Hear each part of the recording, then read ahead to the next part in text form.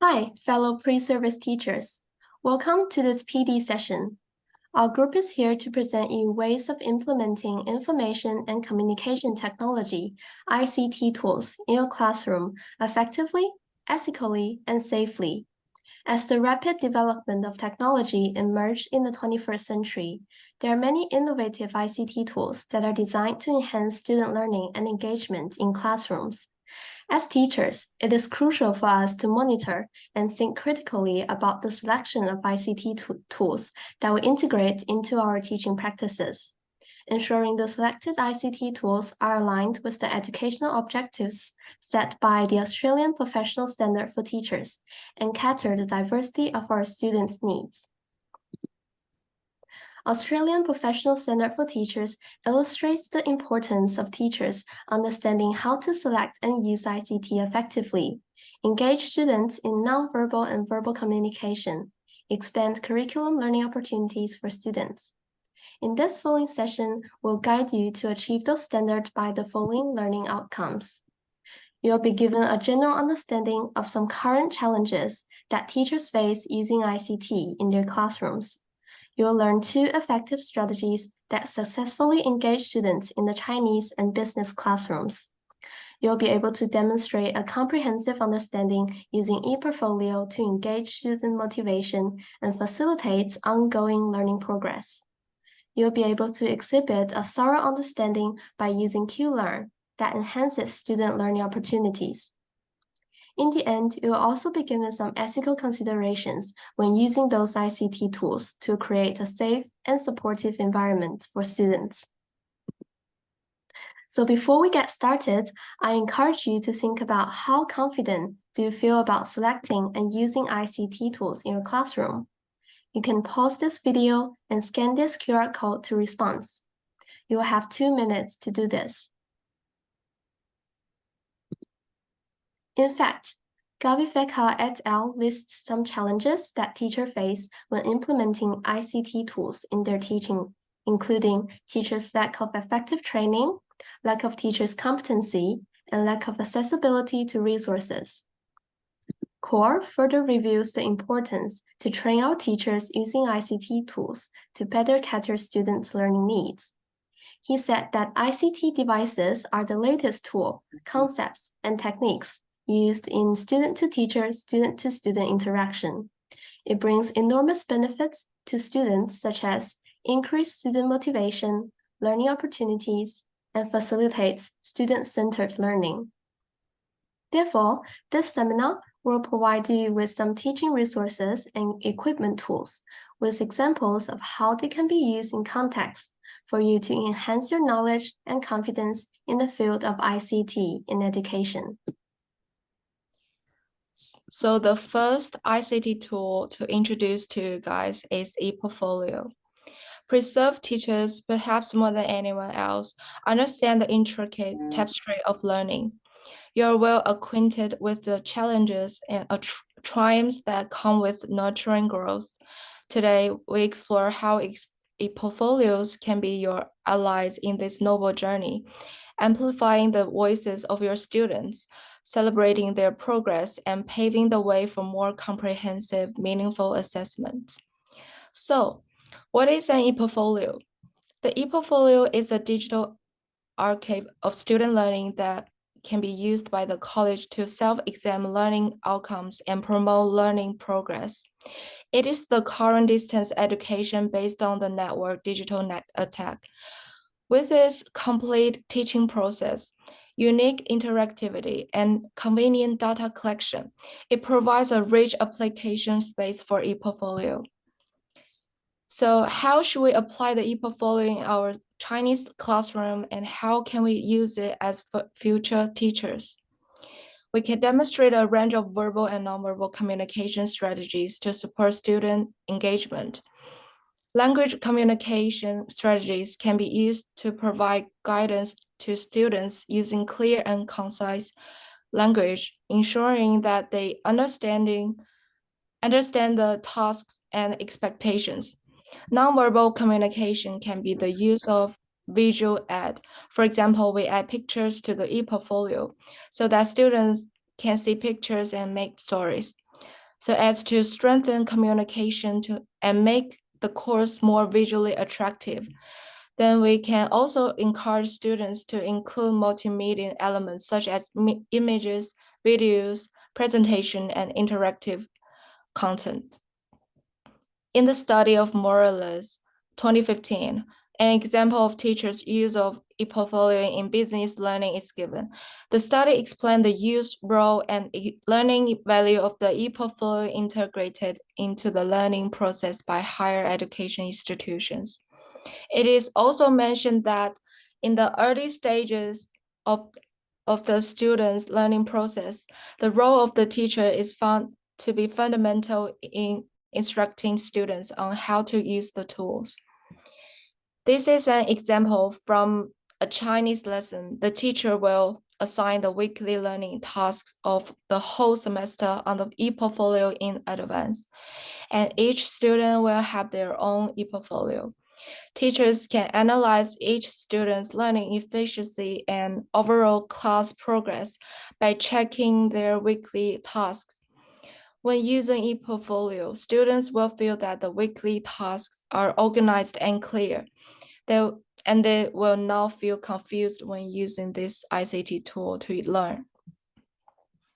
I would like to ask you what kind of help e-portfolio can bring to students. You can discuss it with the people around you. Great, everyone has good ideas. The e-portfolio is student-centered and it provides an appropriate environment that combines time learning with reflection on what has been learned. Teachers can check students' progress on a weekly basis for easy follow-up. Students are able to see their own work while considering their own growth in the creative process. They also feel a sense of engagement and accomplishment when completing the entire e-portfolio.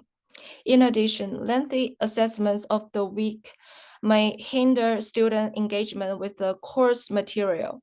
Shorter descriptions can make the tasks seem more approachable and encourage active participation.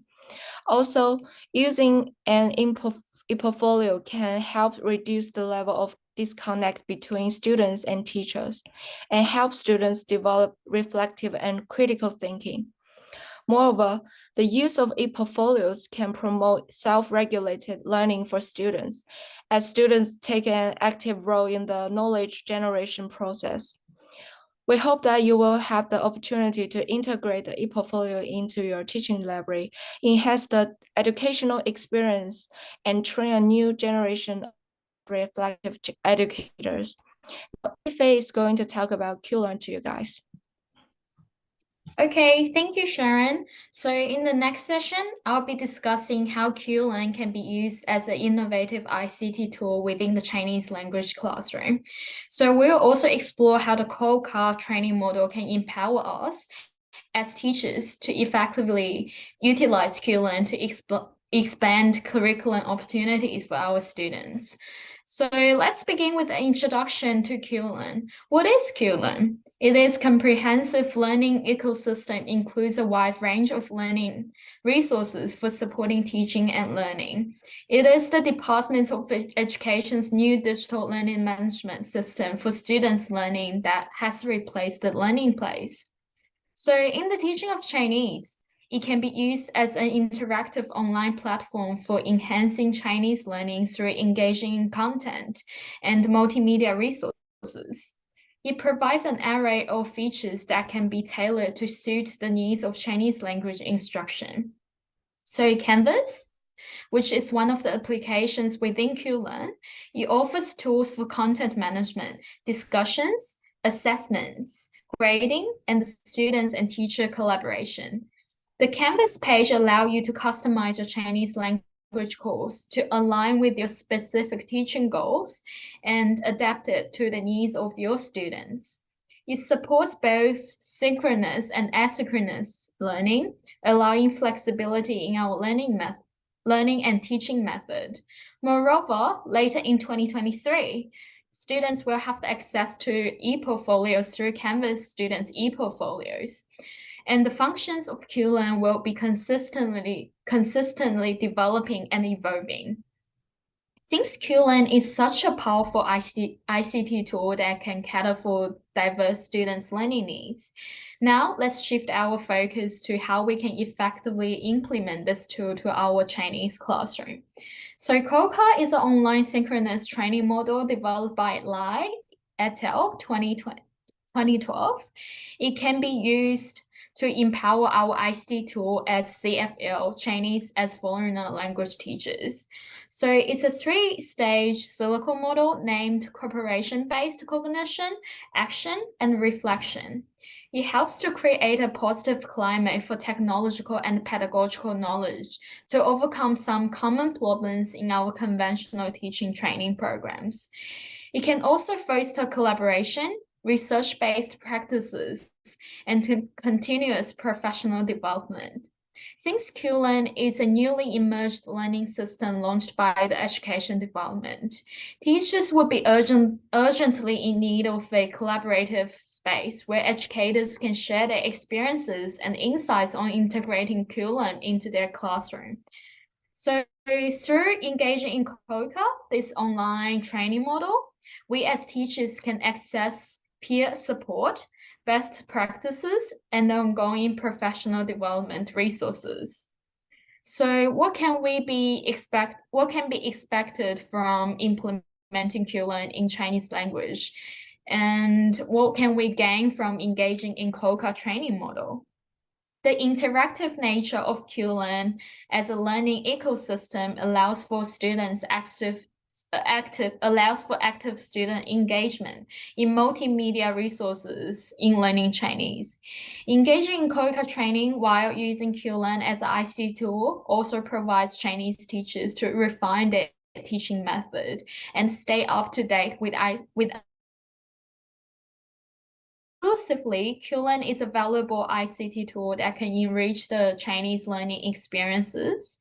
COCA empowers us to harness the full potential of QLearn, facilitating collaboration and continuous professional development.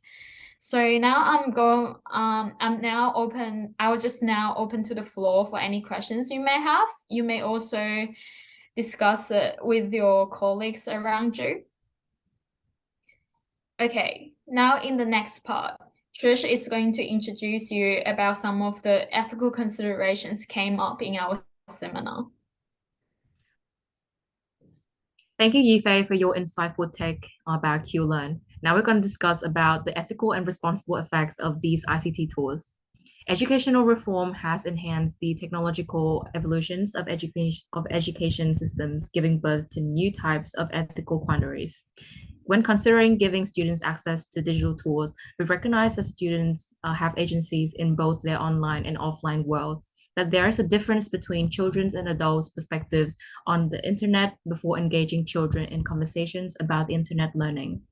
Understanding these components of ICT tools, particularly ePortfolio and QLearn, allows teachers to aid students not only just in how to utilize these resources, but also in how to critically consume and make educated judgments within them. E-portfolios are digital collections of students' work that demonstrate their abilities, accomplishments, and growth over time by participating in activities and questions outside the classroom.